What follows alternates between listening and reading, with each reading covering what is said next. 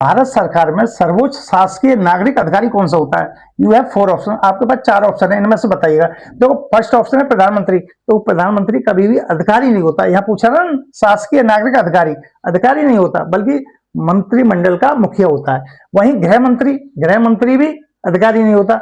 बचते ये दो, कैबिनेट सचिव और राज सचिव। राज सचिव और कैबिनेट सचिव, देखो कैबिनेट वो होती है जिसका मुखिया कौन होता है? प्रधानमंत्री। तो सीधी बात है कि उस प्रधानमंत्री का जो नजदीक सचिव होगा वो ही मुख्य सचिव होगा या सबसे बड़ा सर्वोच्च होगा।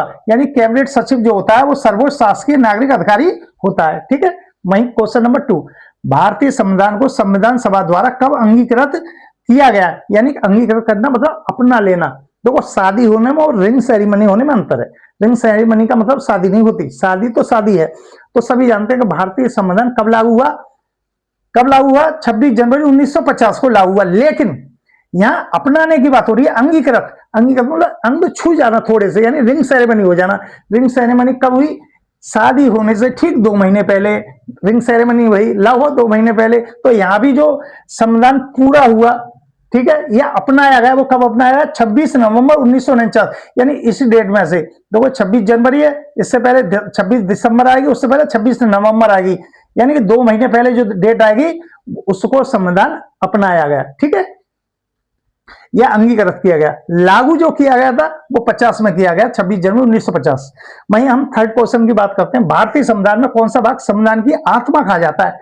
सोल, संविधान की कॉन्स्टिट्यूशनल सोल, संविधान की आत्मा कहा जाता है। तो भारतीय संविधान में कौन सा भाग संविधान की आत्मा? तो यहां पे बताऊं, उद्देश्य का जो है, उद्देश्य का या प्रस्तावना, बात ये की है, प्रस्तावना या उद्देश्य का जो संविधान की आत्मा कहा जाता है। ठीक है, जैसे कोई किताब हो, उसकी प्रस्तावना जो हो वो बताती है किताब में क्या क्या है क्या नहीं है। तो इस प्रकार उद्देश्य का जो है संविधान की आत्मा है। क्या है? आत्मा, उद्देश्य का या प्रस्तावना। नेक्स्ट क्वेश्चन, भारतीय संविधान की प्रस्तावना में समाजवादी, पंथ निरपेक्ष एवं अखंडता शब्द किस संशोधन द्वारा जोड़े गए?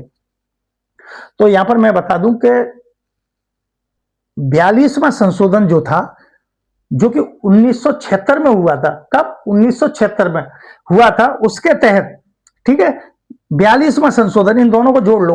देखो 4 और 2 6, यानी 6 यानी 76 में जोड़ दो। ठीक है, इसे याद करने के लिए 42वां संशोधन जो है वो मुख्य संशोधन था, इसीलिए 42वें संशोधन को क्या कहा गया? लघु संविधान। क्या कहा गया? लघु संविधान।